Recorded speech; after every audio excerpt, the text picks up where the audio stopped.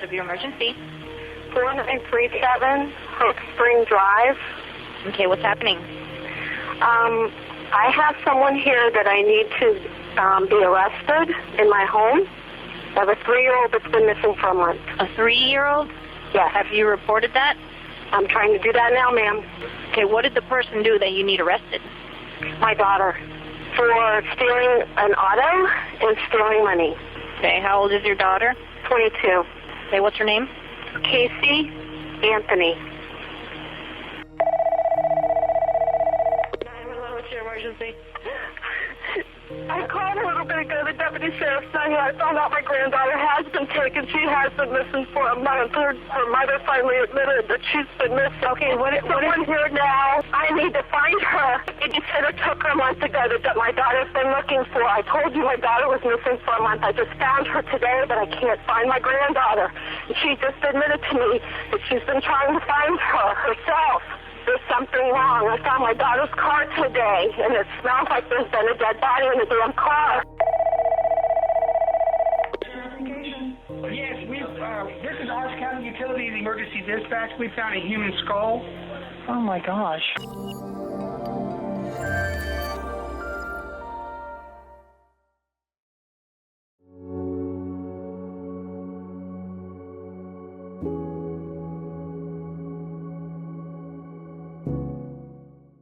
If there was one face you could say was synonymous with the word liar, it is without a doubt this one right here. We often rattle off the phrase pathological liar as an insult to those we find generally dishonest, but I'd wager few people we've called pathological liar in the past can hold a candle to this absolute cretin. Assessing the curious case of what happened to Caylee Anthony in 2008 becomes abysmal when you realize everything that took place before, after, and surrounding her disappearance was shrouded in a web of lies so convoluted it managed to stump our justice system. I struggle to find words to express my thoughts and many feelings surrounding this case, but one word seems to be the most relentless in my mind. That is distressing, for so many reasons.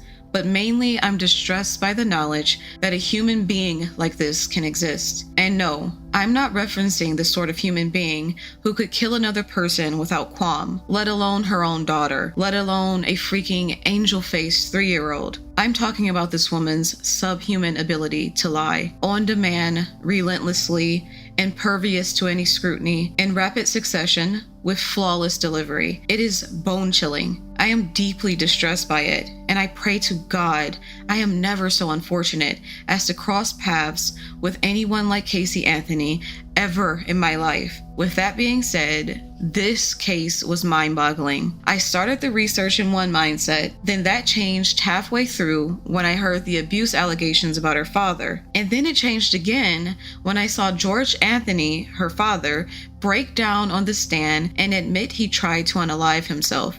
That broke me. That was real, raw emotion from an otherwise pretty stoic man. It moved me, because typically it takes a lot to make a man weep, and he sobbed his heart out when he had to discuss Caylee's remains being found strewn in the woods. He was deeply hurt by that, and it's clear he would never have dumped her there. From that moment forward, I was convinced he was innocent, and that the abuse allegations were a last-ditch effort by a desperate defense team to save Caylee. And she is such a pathological liar. Literally anything she says or claims, I'm going to view it with extreme skepticism, and I'm naturally inclined to believe the exact opposite. I just continuously found myself asking, what is the truth? I want to know so badly. This story is one of the most blood-boiling things I've ever heard. That this tiny, innocent person could be treated in this way by her own mother and then left in a garbage bag in the woods is so revolting. And that's just one of the many aspects of this case that so obviously points to Caylee's involvement with her daughter's death. The entire thing was messy, amateurish, and the disposal was half-assed. She was too dumb to drive her further away from the home. This is an extremely inexperienced killer, someone who knows nothing about dumping a body or hiding evidence. It was all very immature and the exact disposal steps a young, reckless person might take. She disposed of her body in the stupidest way imaginable. That all the supplies used in the disposal could be tracked back to the Anthony house meant it was likely one of the three, the mom, the dad, or the daughter. This disposal was very personal, and that so many rookie mistakes were made eliminated the father in my eyes with absolute certainty. If the father was involved, they would have never found that body, and they would have never found that car. He would have ensured that. He is not only former law enforcement, he was a former detective. I was working as an undercover drug agent with the Sheriff's Department. Well, I had a brief stint as considered an auxiliary officer. I was immediately asked to become a full-time officer, which I did. I was in 2 years road patrol. I advanced pretty quickly to become a detective, and I was working at different times in auto theft. I mean, it was a lot of different things, and homicide. I did a lot of different varied things as a detective.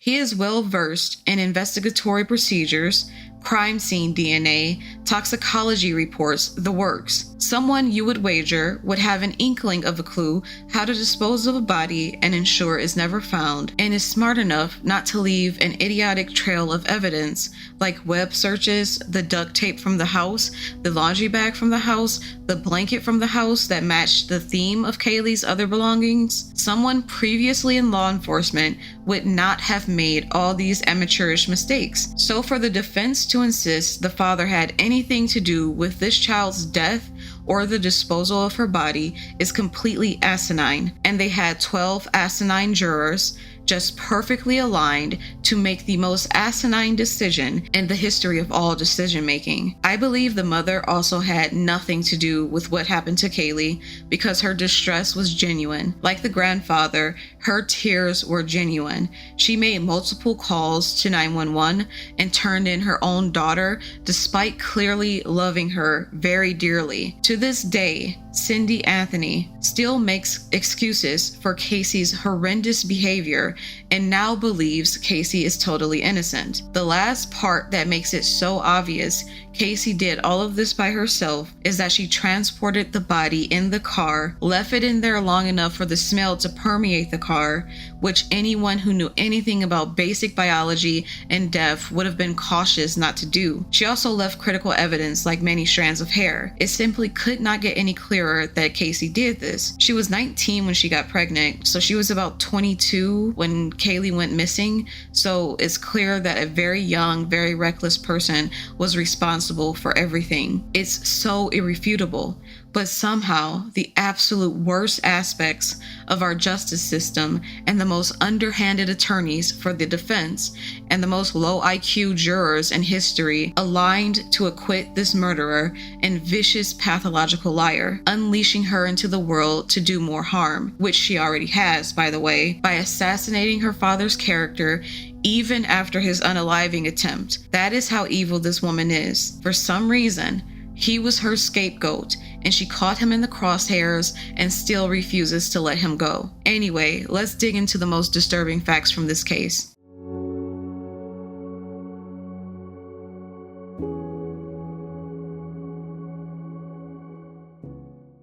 On July 15th, 2008, at around 8:30 p.m., Caylee Anthony dialed 911 to say she needed someone in her house arrested for stealing a car. She also had previously called and stated that her granddaughter had been missing and that she found her daughter's car and that it smelled like there had been a dead body inside of it. As it would turn out, Cindy and George Anthony had just learned their nearly 3-year-old granddaughter, Caylee Anthony, had been missing for 30 days, and the last person to see her alive was her mother, Caylee Anthony, who'd waited an entire month to inform anyone the child was missing. The father, George Anthony, would report that the last time he ever saw his granddaughter alive again was around 1 p.m. on June 16th. This is precisely 1 month prior to her being reported missing. The detectives who arrived to work the case that night were hugely disadvantaged by this prolonged timeline, because now they had to piece together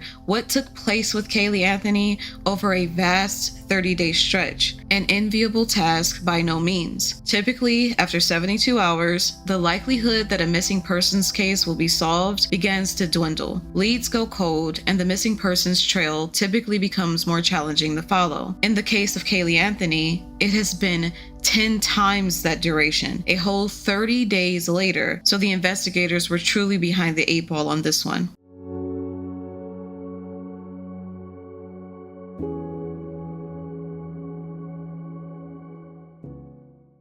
Once the Orlando police arrived, Casey Anthony, the 22-year-old mother of the missing Caylee Anthony, is questioned by Detective Melich about June 16th, which is the day the child reportedly went missing. Casey insisted that she dropped her off at the nanny's apartment this day and went to work at Universal Studios as an event coordinator, but when she returned after work to retrieve her daughter, there was no sign of Caylee or the babysitter at the apartment. Casey went on to say she attempted to contact the nanny, but that the phone number had been disconnected. She then claimed she went to familiar areas where she knew the nanny typically took the child, like the park and the shopping mall, all to no avail. The detectives uncovered that the nanny had been babysitting Caylee regularly for a couple of years. When asked to identify the nanny, Casey Anthony claimed she was a 25-year-old, half-black, half-Puerto Rican woman named Zenaida Fernandez Gonzalez, who was affectionately known as Zanny the Nanny. Side note, before long, in an effort to pursue Casey's leads, investigators would stumble on the shock of a lifetime. The nanny named Zenaida Gonzalez, who regularly babysat for Casey for the past couple of years,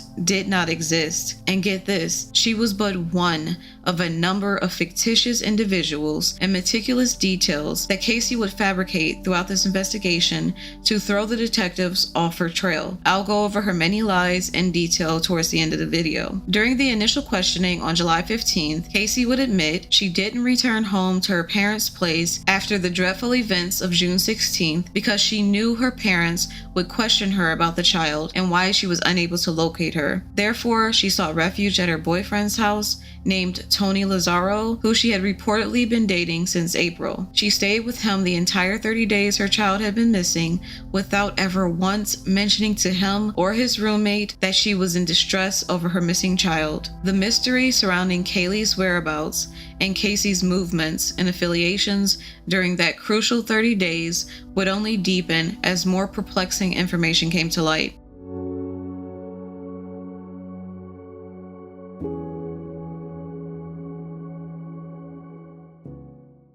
On June 15th, 2008, Cindy and George Anthony arrived at a local tow yard to retrieve the Pontiac Sunfire that Casey Anthony had abandoned. Both would report that the car smelled horrific and would eventually describe the stench at one point or another as one similar to that of human decomposition. During a 911 call, Cindy could be heard saying the car smelled like there had been a dead body in it. The car also contained some of Casey and Caylee's belongings, like a car seat, toys, a backpack, and bags full of trash with maggots. There were also high levels of chloroform found in the trunk of the car, more elevated than the normal amount found during human decomposition, which might suggest that chloroform could have been used on this individual to incapacitate and eventually kill them. After learning of the vehicle, the detectives immediately confiscated the car and scoured it for evidence. Immediately, they were able to confirm the very pungent smell of decomposition, admitting that the stench filled the entire two-car bay that it was housed in. The fact that it was smelling that potently leads me to believe the body had sat in that car for an extended period of time and was dumped in the woods shortly before the car was abandoned. Ultimately, the detectives would bring in a cadaver dog to confirm the worst. The canine sniffed around the car for a while before finally stopping dead in its tracks at the trunk, leading them to believe it had housed a decomposing body at some point. Inside the trunk, this theory would be further validated by the presence of hairs that matched Caylee's and contained a decomposition band near the root, as well as a large, unidentifiable stain in the trunk carpet that seemed to house the vapors of decomposition when tested.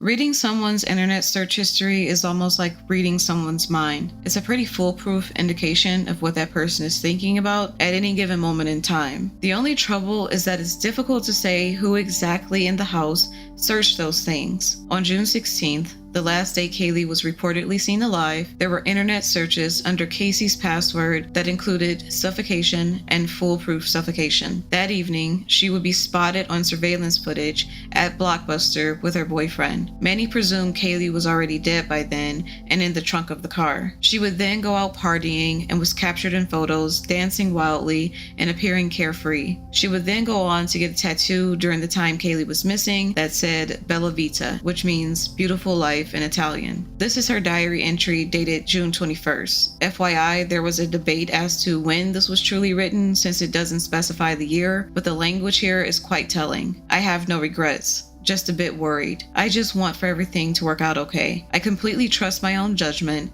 and know that I made the right decision. I just hope that the end justifies the means. I just want to know what the future will hold for me. I guess I will soon see. This is the happiest I've been in a very long time. I hope that my happiness will continue to grow. I've made new friends that I really like. I've surrounded myself with good people. I am finally happy. Let's just hope that doesn't change.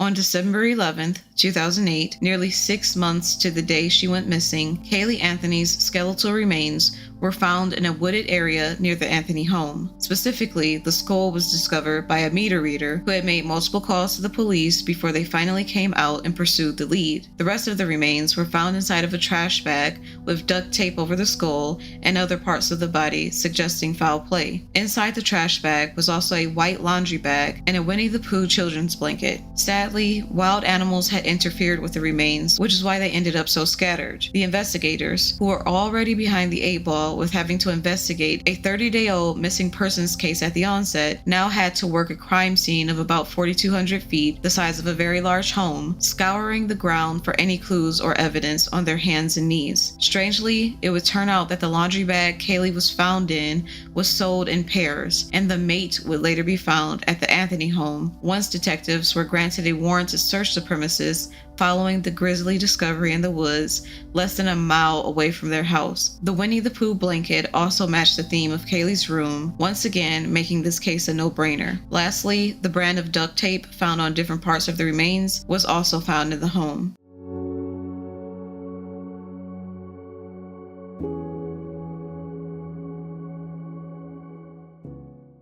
On October 14, 2008, Caylee Anthony was indicted by a grand jury on charges of first-degree murder, aggravated child abuse, aggravated manslaughter of a child, and 4 counts of providing false information to police. She was held without bond. The trial began in May 2011, after the defense argued that Caylee Anthony had not been murdered, but that she had in fact accidentally drowned, and that this was later covered up by Casey and George Anthony. The prosecution and the world at large were thrown for a loop. The defense's theory was simple, really, that Casey was not a murderer, but a liar, and this was a result of the trauma she'd suffered at the hands of her father, George Anthony. They alleged that for many years he had sexually abused her. No one in the public had seen these explosive claims coming, and it was certainly a brutally awkward experience to watch George Anthony's face as he sat in the back of the courtroom, hearing the defense assassinate his character in their opening statements in front of a very perplexed audience and eventually to millions across the world. I don't know that the abuse allegations did much, as one juror said, because no proof was provided whatsoever, but they did work to ruin the lives of the grandparents who had been getting the brunt of every downside of this entire situation. Ultimately, despite the overwhelming circumstantial evidence at play, Caylee Anthony would be acquitted of first-degree murder, aggravated manslaughter, and aggravated child abuse on July 5, 2011. However, she was found guilty of 4 misdemeanor counts of providing false information to law enforcement. She was sentenced to 4 years in prison. However, 2 weeks after her sentencing, she was released on July 17, 2011, after being given credit for spending 1,043 days behind bars following her arrest.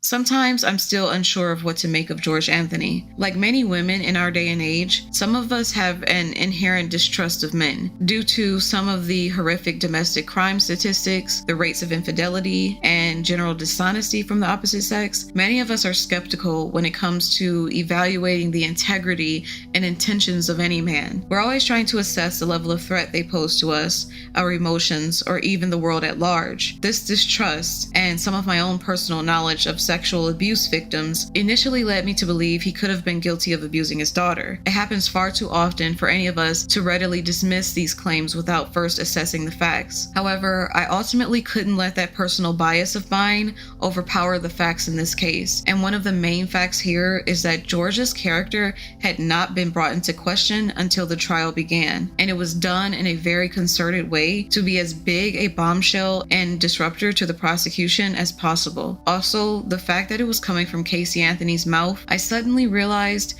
I simply could not believe it. It was utterly unreliable, as was everything else she stated during the investigation and trial. Knowing George was possibly the last person to see Caylee alive the day she died, other than Casey, and therefore had the most credibility when it came to refuting Casey's account of the events that day, it's easy to see why the defense made it priority number one to impeach his character and scapegoat him by all means. They didn't bother to provide a stitch of evidence for the things they claimed George did to Casey, or the affair he supposedly had, or Caylee's drowning on June 16th, and his involvement with disposing of her body. They knew these bombshell false allegations would suffice to kneecap the prosecution in one fell swoop. So in consideration of that, everything began to fall into place for me and assured me he was not guilty by any means. In fact, when his unaliving attempt was cruelly exposed and exploited by the defense, I realized then that their choice to target him could have only been orchestrated by the mind of someone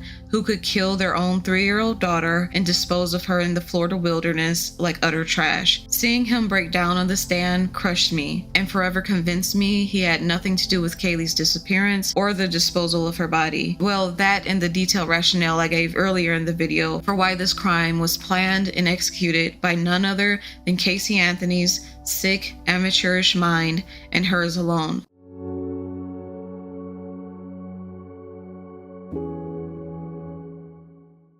This will not by any means cover all of Caylee Anthony's lies because she lied just that much, but these are as many as I could catch from the different videos and articles I read. For nearly 2 years, Caylee had been lying to her parents and leaving home every day, pretending to go to work at Universal Studios. This establishes that her lying was chronic and began long before Caylee Anthony disappeared. She was a fantasist who fabricated meticulous details pertaining to her own life and the lives of everyone she mentioned during this investigation. It's like she couldn't mention another person without either first inventing them entirely out of thin air or embellishing weird, unnecessary, false details for the people who did truly exist. Another major lie that Caylee established that predated the investigation for Caylee is the identity of the father of her child. She first said the father was her ex-fiance, Jesse Grund, and in 2008, a paternity test would determine this was not the case. She then refused to say who the father was, and this is potentially because she's unsure of who he is herself if she was sleeping around casually at the time. However, I've also heard that the father is suspected to be an ex-boyfriend of hers who tragically died in a car accident. I suppose this is just one more thing we'll never know. Then recently, in a Peacock documentary where Caylee did all she could to skirt accountability and blame her father for what happened to her daughter, Caylee also alleged that Caylee was the child of rape.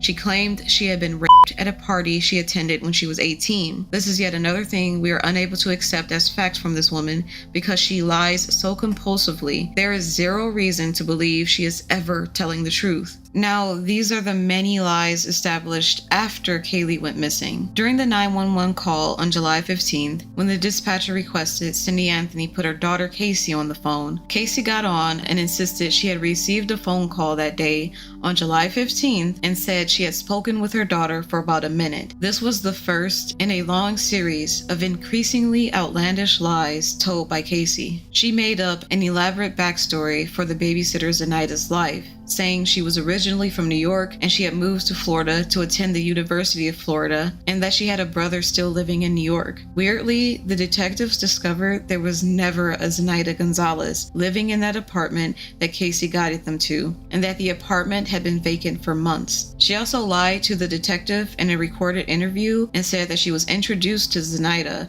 by a man she worked with named Jeffrey Michael Hopkins. She said he was rich as a result of a trust fund and that he had employed Zenaida as a nanny for his own son named Zachary. She also lied and said she would sometimes drop Caylee off at Jeffrey's house where Zenaida would watch both of the kids. She said he had a nice house with space enough for both of them. Eventually, it was revealed by Jeffrey Hopkins himself during that trial that he was only ever an ex-schoolmate and an acquaintance of Casey's at best, not close to her, and had never dated her, and that he had never worked with her during his time at Universal. He also had never employed a woman named Zenaida Gonzalez, and the real kicker here is that he doesn't even have any children. Casey also lied very unnecessarily about him moving to North Carolina and Jacksonville, Florida, for whatever reason I cannot even begin to suspect. My God. Her lies spring from her lips so readily, and they're so elaborately composed. She also told the detective that when Caylee went missing,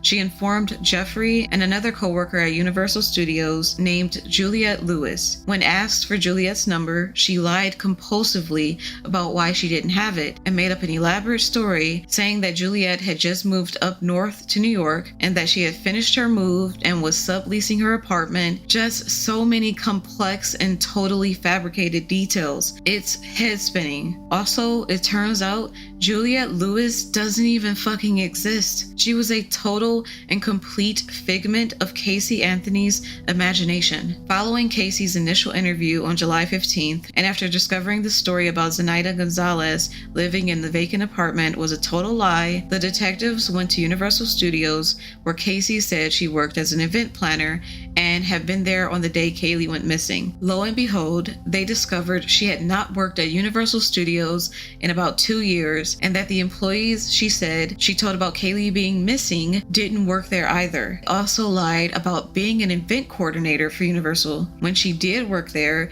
she was a freaking photo kiosk operator. Nothing more. She also lied about her whereabouts on the day her daughter went missing. She then lied and said she was conducting her own investigation into where her daughter had gone through other resources other than the emergency services and the police, which was proven false by the photos of her partying, being at Blockbuster with her boyfriend, and getting a new tattoo about how beautiful her life was. She also lied about being distressed about Caylee being missing. This was never once evidenced by her behavior or conduct at any stage during the investigation or before. And the idea of her being distressed about her daughter being missing is thoroughly debunked by the fact that she never told anyone she was missing for 30 whole days while she partied, and only finally did tell people that her daughter was missing on July 15th because her grandparents found her abandoned car and called the police. Lastly, she lied about her father's involvement in fake drowning death, which she would later admit to herself in her Peacock documentary, saying she had no clue whether or not Caylee drowned and that she couldn't have possibly drowned because the ladder wasn't in the pool. So she floated a lie in her defense because they had to tell the jury something. So again, more and more lies being exposed by herself. How can you possibly believe anything this woman says? She also lied again and said she was taught to lie by her father, who had been sexually abusing her since she was 8 years old, and suggested in her documentary for Peacock that he was probably doing the same thing to Caylee, which is why he could have possibly killed her. Pure deception from the beginning to the very end. She is relentless.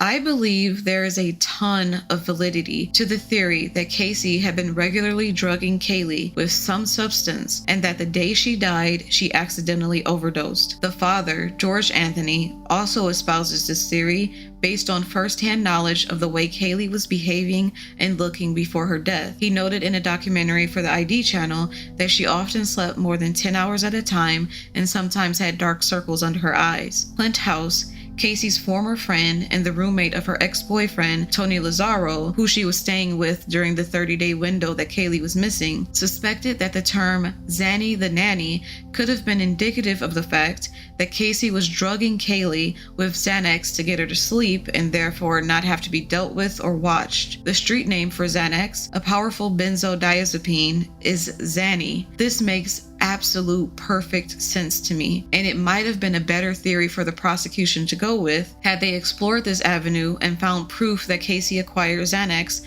from one particular drug dealer or another, or if anyone in her family had been prescribed it, or if traces of the drug could have been found in Caylee's sippy cups if she crushed it up and made her consume it. Casey's strong, unwavering insistence in the beginning that the nanny took Caylee could have been her inadvertently telling part of the truth, or may have been the way her twisted mind reconciled the child's death by personifying the drug that killed her. And it's clear she didn't come forward when the child was given an overdose of Xanax or some other substance, because it would have made her culpable for poisoning her daughter. This makes far more sense than the drowning theory, which Casey even debunked herself later on. Anyone would call 911 if their child accidentally drowned, especially if the grandfather, who is former law enforcement, had been involved in any way with finding her. He understands law enforcement procedure and would not have been spooked into hiding her body. Casey's disposal of the body,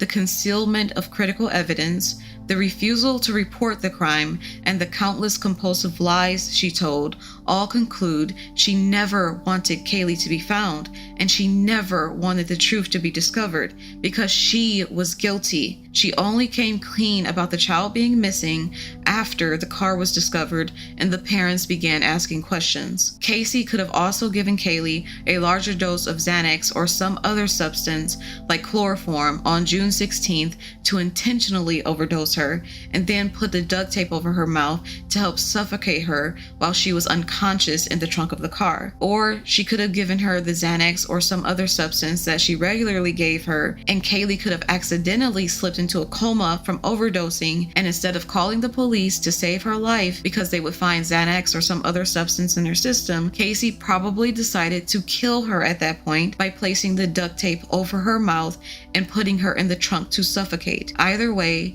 the presence of the duct tape and the many lies told by Casey disproves the idea that she accidentally drowned in the family's pool for me, especially because Casey even debunked that idea herself in her documentary. It is utterly inconceivable how the 12 people in this jury didn't convict her. The judge, Perry Jr., mentioned in a recent interview that the prosecution should have given the jury special instructions that a cause of death was not necessary to determine guilt in this case, in light of the other overwhelming evidence, and it guts me that they fell short of doing this. They failed Caylee Anthony. It makes me lose faith in not only our justice system and humanity at large, but the very notion of truth. Learning that in some cases where the truth seems so clear-cut, but it still doesn't ultimately prevail, distresses me beyond belief. That the world doesn't automatically right itself in a case like this cuts me to my core. I know I'm late to this story, but I was young when it first happened and didn't look into it deeply at the time. Having done so, I almost wish I hadn't. That Caylee Anthony is free and able to live her life and reinvent herself, and is still making documentaries trying to skew the facts in her favor, sickens me to death. It also sickens me that her mother was pathetic enough to invent excuses to defend her daughter, and that she chooses to live in a delusion where she believes the defense's theory that not only demonizes her husband as a pedophile and incestuous rapist,